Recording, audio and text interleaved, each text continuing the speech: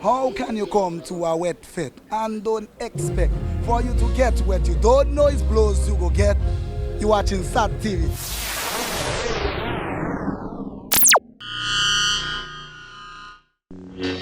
Pre-love the reading, SAT Telecoms.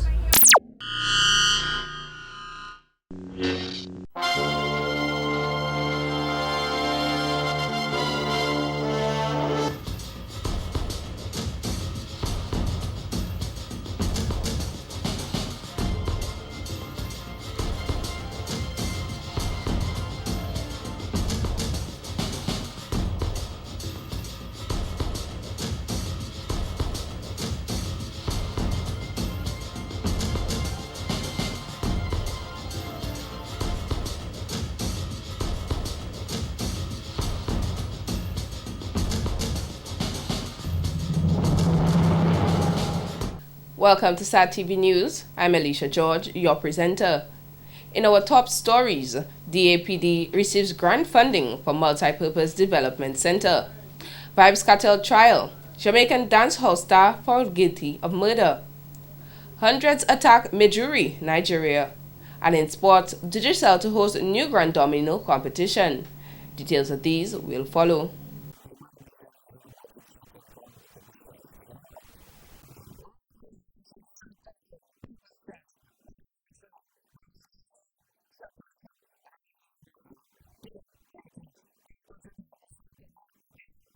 You're watching SAT Telecoms.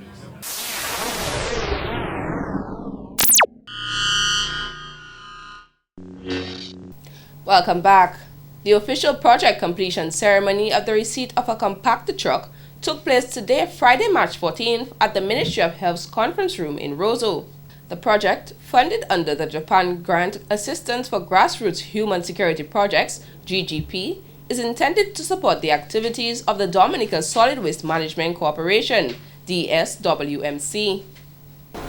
This compactor truck is no doubt very important to the Solid Waste Management Corporation in carrying out our mandate to keep the island clean and to expand the area of collecting recyclable waste more effectively all over the island. The corporation welcomes further opportunities to work with the government and the people of Japan with a view to strengthening the bonds of friendship and mutual understanding which exists between our two countries. The project is valued at $70,425 US. On February 19, 2013, the Embassy of Japan signed a grant with Mr. Bristol Lawrence, General Manager of DSWMC, who says the corporation can only witness reduction in waste at the Fonkole landfill with effective waste diversion and support from the residents.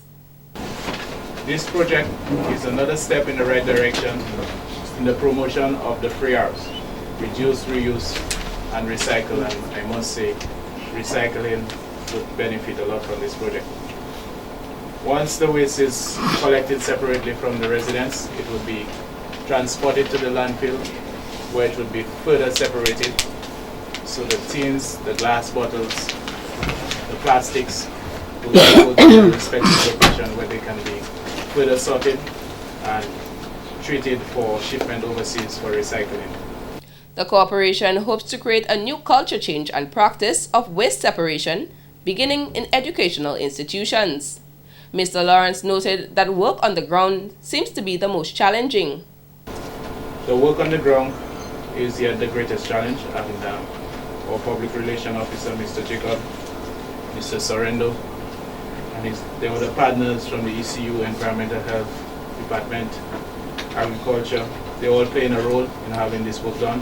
Even today we have some education session with the post-mort enhancement or watch protection. The efforts of Ross all go a long way into pointing us to that right direction of waste separation. Today's completion ceremony, he noted, is just the beginning. Meanwhile, Mrs. Helen Royer, Permanent Secretary in the Ministry of Health, pointed out the impact of non-effective collection of waste. The challenge of inadequate trucks for the collection of waste and occasional breakdown of trucks have impacted the effective collection of waste. Therefore, This timely grant assistance by the Embassy of Japan in Trinidad and Tobago will assist in improving the service and also allow the corporation to collect and recycle waste from the Atlantic side of Dominica, stretching from Pennville in the northeast to Point Millard in the southeast. We are all aware of the implications of poor solid waste disposal and collection and its possible effect on national development. She therefore called on every Dominican to make the storage, collection, and disposal of recyclable waste of paramount importance. The outcome, she indicated, could result in reduced cases of the dengue and chikungunya disease, as proper sanitation will trim the occurrence of mosquitoes creating breeding grounds. We'll now have 4 times per month collection of solid waste, 2 for recyclables and the other 2 for general waste. This is indeed significant for us, and as we continue to promote a clean and aesthetic Dominica as a premier ecotourism destination in the world. This initiative, taken up by the government of Dominica under the slogan Reduce, Reuse and Recycle, is in an effort to further promote a clean and green Dominica.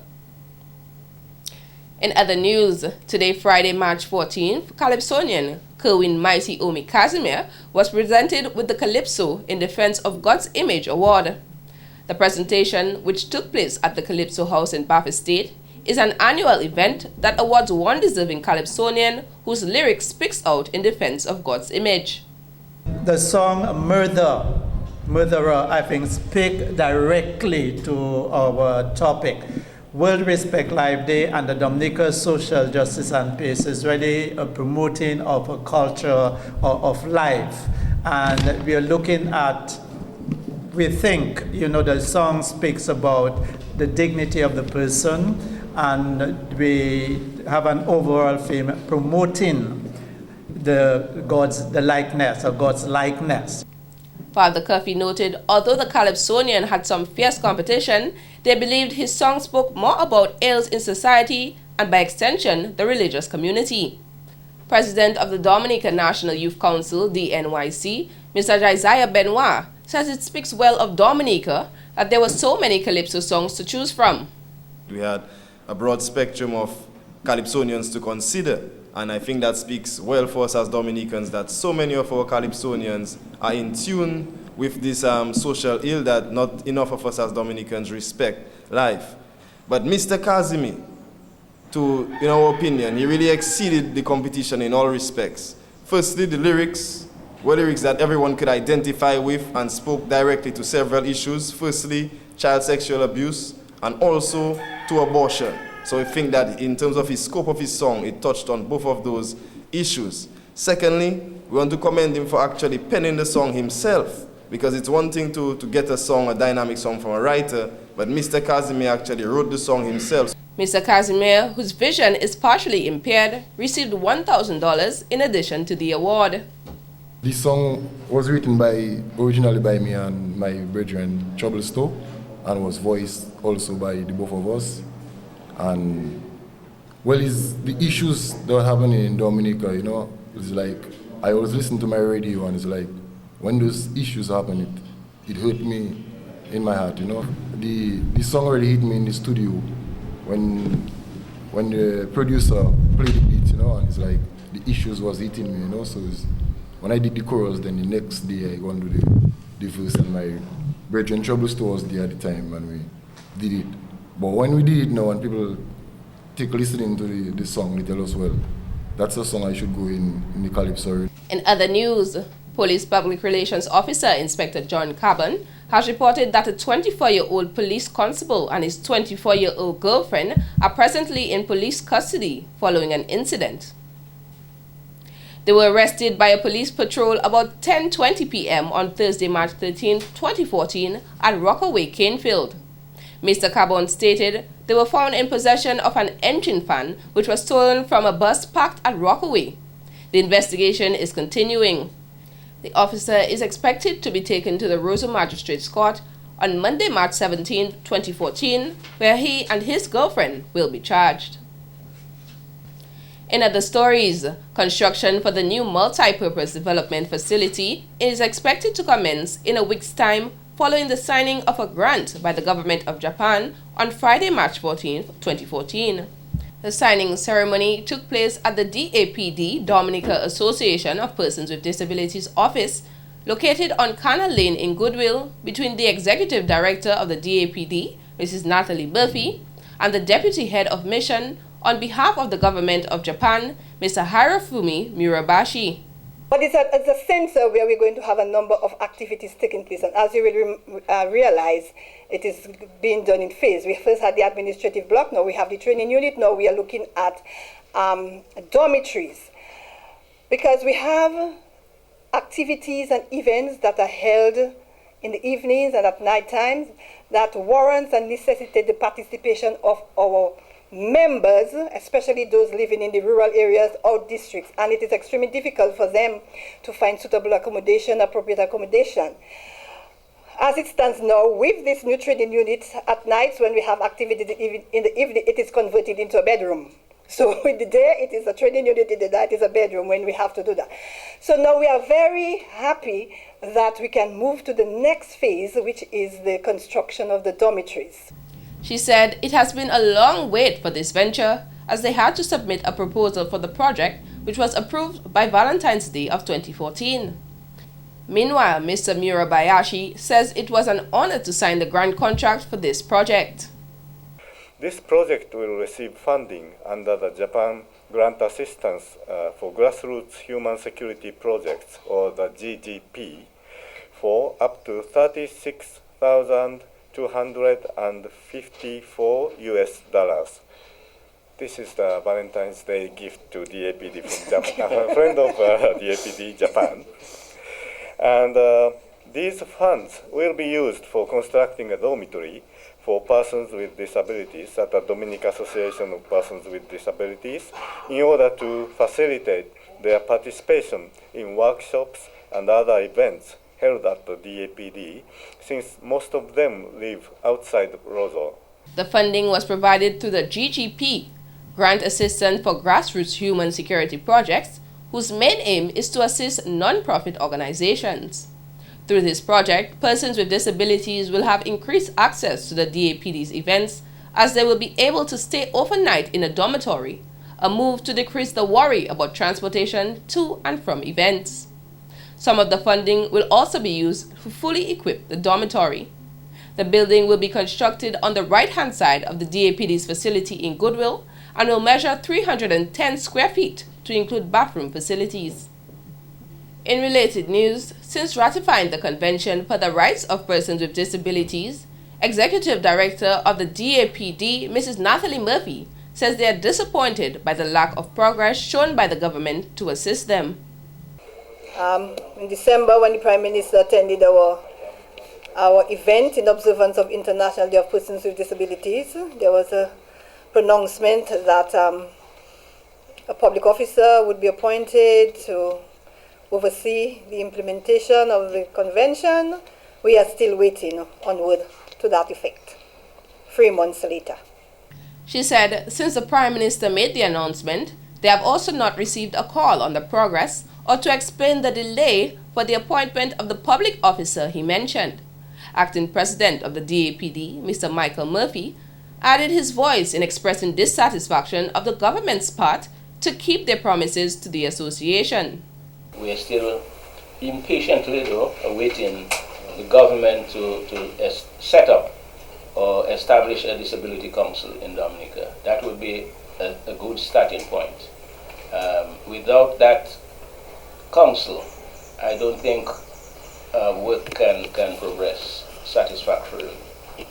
Even if someone is assigned, well, it might help speed up the thing, but I think at this point in time, what is required is the establishment of a disability council in Dominica, which would begin the work of implementing the Convention on the Rights of Persons with Disabilities.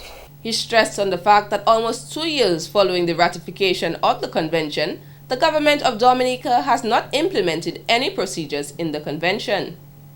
1st of October 2014 will be 2 years the government of Dominica, or well, I would say Dominica, is expected to report at the United Nations on progress or lack of it. So I hope we're not going to look so bad at the United Nations that we have nothing to say. No progress. To me, I would probably not want to be attending a meeting where I have nothing to say. Okay, so we impatiently await. Although I say we have a lot of patience, but we still, in that regard, impatiently await the first act by the government, that is to establish the council. He said he hopes action will be taken to address the dissatisfaction in the government's lack of action. In more news, Digicel is asking the NTRC, National Telecommunications Regulatory Commission, to launch an investigation into Lime's call handling, which results in some consumers being unfairly charged. In an exclusive interview with SAT-TV country manager of Digicel, Dominica, Mr. Richard Stanton, stated Digicel detected unusual calling patterns to Lime numbers across 12 of Lime's Caribbean markets and launched an investigation which revealed that consumers may be improperly charged for calls to certain Lime numbers. This is an issue that arose back in 2013, and we've been working with, or trying to work with Lime to get a resolution to the billing problem. The reason why we've ended up in the position today of informing the local NTRCs across the region is because we just don't feel that Lime are giving this the attention it deserves. So that's why we've asked the local NTRC here to investigate the Lime overcharging, to bring to a resolution and to make sure that our customers can be refunded by Lime for any overcharging. Even after multiple assurances from Lime that the situation had been corrected, Digicel continued to find intermittent examples of the issue continuing in various Lime markets around the Caribbean. Digicel is requesting that the NTRC establish a mechanism whereby Lime is required to compensate consumers that have been affected. The issue isn't a Dominican issue, it's a Caribbean issue. So everywhere that Lime, almost everywhere that Lime trade, we have this issue, certainly all of the Eastern Caribbean and Jamaica. Mr. Stanton noted this is a major problem as it can result in customers losing trust for the networks. He added this is an issue that could have been resolved between the two companies. However, Lime failed to give the issue the attention it deserved. The matter was reported in a letter to the NTRC via email on the evening of Thursday, March 13, 2014, and a hard copy of the letter was delivered on the morning of Friday, March 14, 2014. When contacted, General Manager of Lime Dominica, Mr. Jeffrey Baptist, declined commenting on the matter, however indicated that a statement would be released by Lime in a few days. Let us go to an outside report from Larry. This is Larry Larrock reporting for SAT-TV News in front of the State Palace, where come Monday, March 17, 2014, will be the new location for the Office of the President. The $27 million State House project, located on Victoria Street in Roseau, commenced in May of 2011 by the Shanghai Construction Company. The Office of the President will remain closed to accommodate for the move of His Excellency President Charles Savre and his wife, Mrs. Clara Savre. Normal operations of the President's office will resume on Monday, March 17, 2014. The Public and Police Service Commission, Electoral Commission, and Integrity in Public Office Commission will also be housed at the new State House. They are expected to move in the coming weeks. This is Larry Larrock reporting for SAT-TV News. And in court news, a Casabruce man has been fined $1,000 and placed on bond to keep the peace for the next year. When Jeff Sorrendo appeared in court on Thursday, 13th March 2014, he pleaded guilty to threats and battery on his girlfriend, Cindy Scotland. The two had been in a relationship for some time. The facts suggested that on 19th March 2014, Scotland was at the time in her kitchen when the defendant suddenly appeared, and when she asked how he got into the house, he began quarreling with her. He then slapped her, took her into the bedroom, and punched her. During the incident, he also told her that he would kill her and insisted that if she called the police, he would shoot them. She reported the matter to the police. Police met the defendant at the home of the complainant the following day, informed him of the report made against him, to which he denied having any knowledge of the incident. While in police custody, he told police officers that he wanted to kill Scotland because she was always neglecting him and migrating to Guadeloupe. In court on Thursday, Sorrento told Magistrate Candia George that he suspected that Scotland had another boyfriend. Scotland, who was present in court, said she was scared of the defendant and she was not sure what he was capable of doing. A remorseful Sorrento told the court that Scotland knew how much he loved her. He was fined $1,000 for battery, payable by 31st May 2014, or in default, served 3 months in prison. Additionally, under oath, he promised to keep the peace for 1 year, or pay $2,000 in default. Failure to pay the fine will result in 6 months imprisonment. This has been the local segment of the news. Coming up next, regional highlights. It is notified for general information that the office of the President will be closed on Thursday 13th March and Friday 14th March 2014 in order to facilitate the transfer of the office and residents to the accommodation at the new State House located on Victoria Street in Roseau. Normal operations will resume on Monday 17th March 2014. Please be guided accordingly.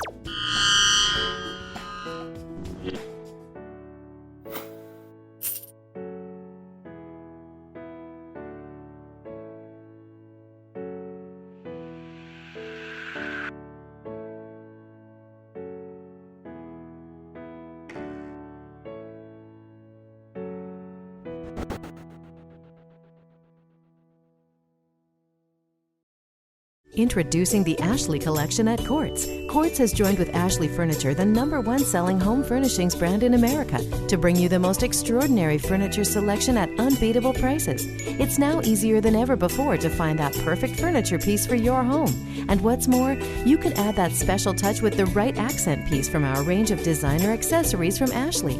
Create the perfect look for your home with the Ashley Collection at Quartz. Quartz, bringing value home. Visit the new Ashley Gallery at our Roseau store. Mass Dominica 2014, The Real Mass, presented by the Government of Dominica with headline partner Discover Dominica Authority and platinum partner Lime. Thanks, National Bank of Dominica, Josephine and Gabriel and Company, Heineken Beer, Dominica Brewery and Beverages, Kubali Beer, Deepex Color Lab, Crazy Coconuts, Fine Foods, Bullseye Pharmacy, Dominica Solid Waste, National Petroleum Marketing Company, Fort Young Hotel, Express Azil, Roseau City Council, Domlec, Dawasco, and First Caribbean International Bank for making Dominica's Carnival a success. Nous connaît vive. In our top regional stories, dancehall star Vybz Kartel, whose real name is Adidja Palmer, has been found guilty of murder in a high-profile trial which took place under heavy security in Kingston Supreme Court. 10 members of an 11-person jury found Kartel and 3 others guilty of the October 2011 killing of Clive Lizard Williams in a row over a missing gun. One defendant was cleared of wrongdoing. Prosecutors allege Williams was beaten to death at Kartel's home in August 2011 after being lured there to answer for 2 missing illegal guns. His body has never been found. Police testified they retrieved a text message from Kartel's phone saying Williams was chopped up in a mincemeat so fine that his remains would never be found. Sentencing is set for 27th March 2014. Lawyers acting for Kartel have indicated they will appeal against the verdict. In more regional news, the OACS Business Council met with members of the private and public sectors in St. Lucia last Wednesday, March 6, to present its foundation and strategy to engage and represent the OACS private sector at a regional level. Statistics indicate that economic growth in the CARICOM countries overall have declined over the last 20 years. Sir Dwight Wiener, governor of the Eastern Caribbean Central Bank, highlighted the need for a strong private sector to change the course of our region, noting that effective reform will take place only if the private sector knows what it wants and can communicate and negotiate with government purposefully and effectively. This private sector-led initiative aims to create valuable linkages with the Caribbean Growth Forum through the three key pillars of investment: climate, logistics, and connectivity, skills, and productivity. And on the international scene, hundreds of militants have staged several attacks on the northern Nigerian city of Maiduguri, witnesses say. On entering the city, the attackers split into smaller groups, heading for the barracks, the university, and an area where civil servants live. They set many houses on fire and killed innocent people, one resident told a local newspaper. Militants suspected to be from Boko Haram have killed 500 people this year. Sports is next with Larry, so stay tuned.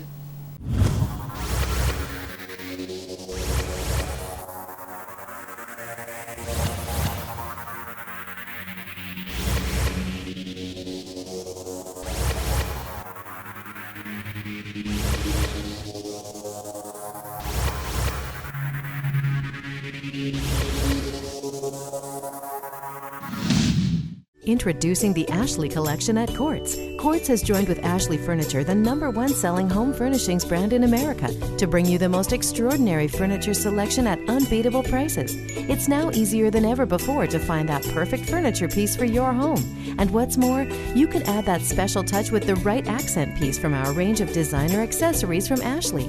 Create the perfect look for your home with the Ashley Collection at Quartz. Quartz, bringing value home. Visit the new Ashley Gallery at our Roseau store. It is notified for general information that the office of the President will be closed on Thursday 13th March and Friday 14th March 2014 in order to facilitate the transfer of the office and residents to the accommodation at the new State House located on Victoria Street in Roseau. Normal operations will resume on Monday 17th March 2014. Please be guided accordingly.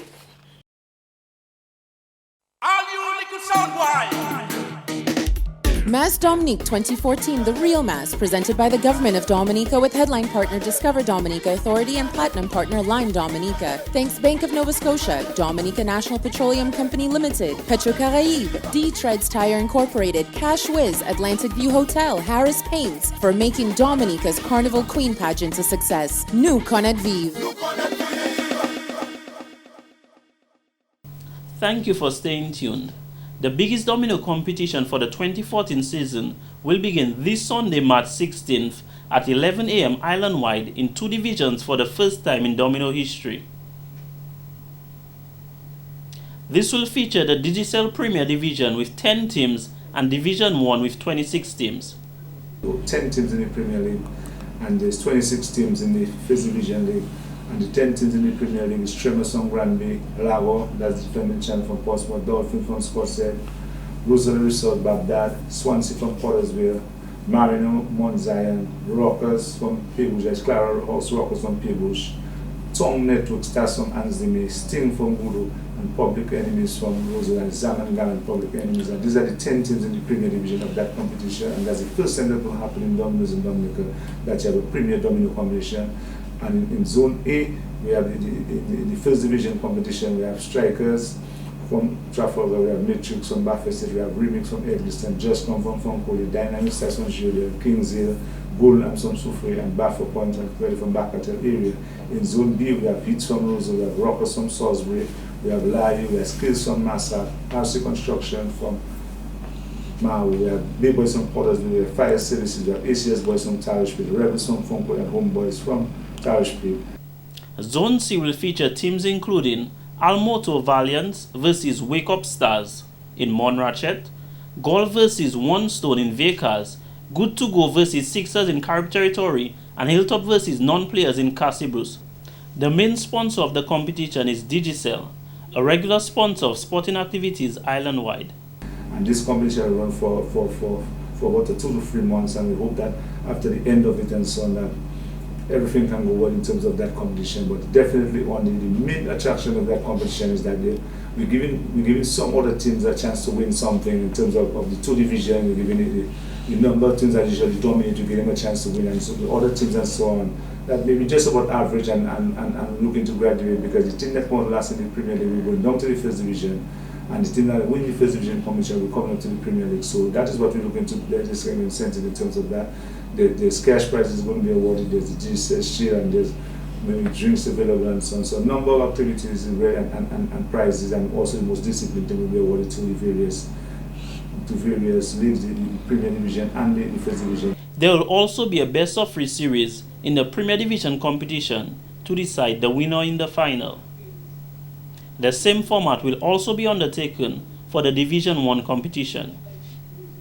In cricket, 5 new umpires won Friday, March 14, 2014 welcome to the DCUA, Dominica Cricket Umpires Association, as they successfully completed their oral and practical examinations to be fully qualified as umpires.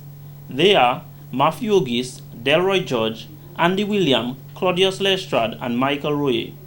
President of the Dominica Cricket Umpires Association, Mr. Lennox Abraham, expressed his satisfaction in the results of the young men following the exams.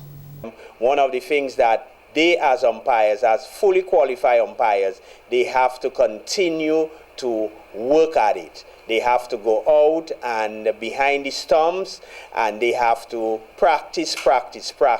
It's only then you become a good umpire. The association presently has 26 fully qualified umpires.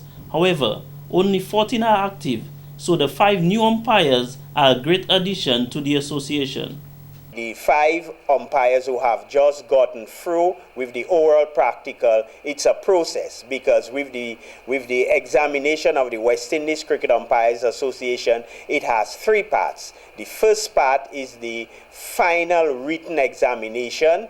That is the first part of the exam. Then they have to do practical exams, and then they do the oral exam. So it's made up of 3 parts. The oral and practical goes together, but the written, they have to pass it before they can qualify for the practical oral examination. Mr. Abraham noted they currently have 1 umpire who is in training for the 2014 final written examination, normally scheduled for July or early August, and is appealing to other aspiring umpires to join. They are also appealing to women to register, as there is scope for women in umpiring. And in football, we now go to Public Relations Officer of the Dominica Football Association, Mr. Gerald Judge. Defending champions, New India Goodwill Runners are on top of the points table in the Dominic Women's League. They have won out of their 5 matches played to date with 1 draw and are on 13 points. Wood City Strikers are in second place with 3 wins and 2 draws from 5 matches on 11 points. New Generation Sports Club are in third on 10 points from 5 matches with 3 wins, 1 loss and a draw. Dive Dominica United occupies 4th position on 6 points from 4 matches with 2 wins and 2 losses. The 3 newcomers to the league are finally tough, as they are yet to gain a point. Southeast 3 losses from 3 matches. Maosoka Strikers 4 losses from 4 matches, while West Coast Jaguars have lost their both matches played to date. Meanwhile, after losing their opening encounter last week, RC Doctors bounced back to defeat Central 2-0 in the Intermediate League at the Buffett State playing field. Chris Lawrence and Shakim Stout scored for RC Doctors. The league continues tonight with a header at the Buffett State playing field, with Portersville Youth Soccer Academy taking on the Dominica Secondary School at 5 p.m. to be followed by Will George Academy versus Genesis Sports Club at 7 p.m. In another doubleheader on Saturday at the Buffett State playing field, East Central will again be in action, this time against National Pest and Somite Colio at 5 p.m. to be followed by Parish United versus Granford Young Boys at 7 p.m. While at the Benjamin Park on that same Saturday, Maosoka Strikers will come up against MV Matsano Bombers at 3 p.m.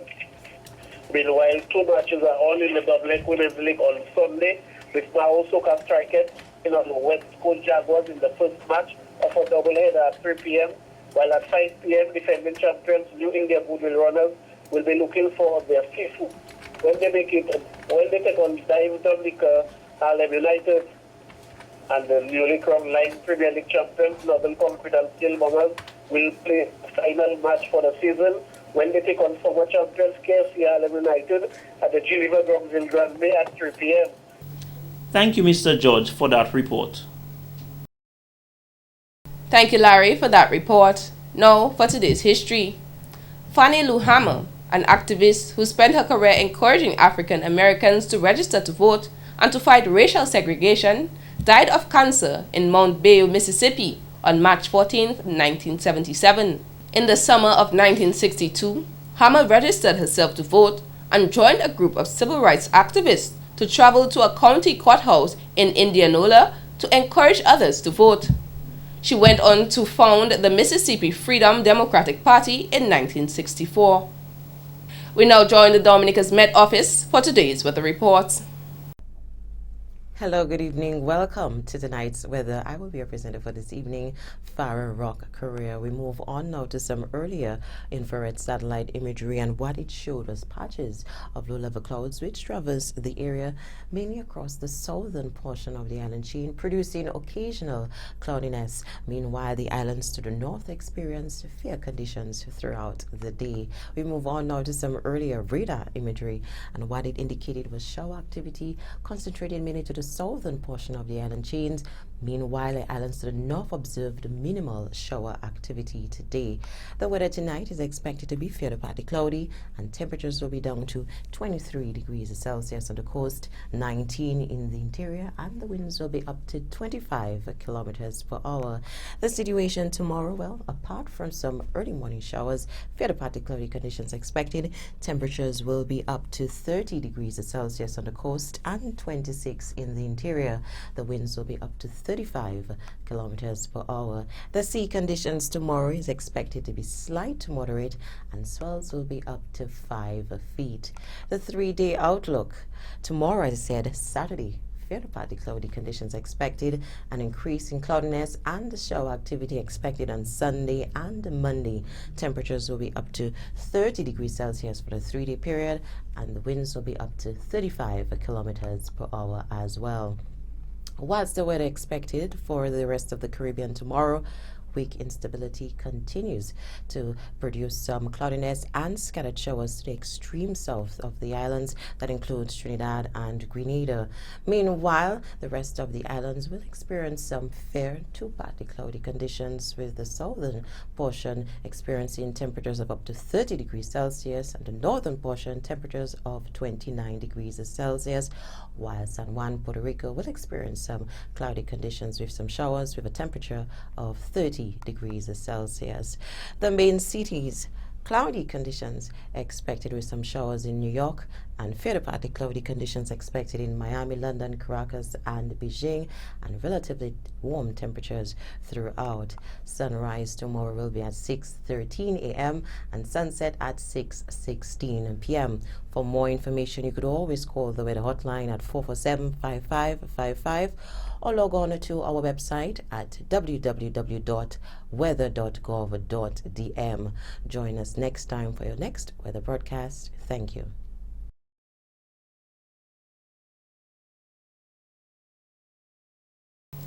Our thanks to the Met Office for that report. Now, for the tip of the day. Unhappiness within our own lives will lead us to find happiness in forbidden places. That in turn brings us ultimate dissatisfaction with ourselves. So in the words of Charles Bukowski, we don't even ask happiness, just a little less pain. That's the tip of the day, and this takes us to the end of our news package for the evening. When we return, a recap of the headlines.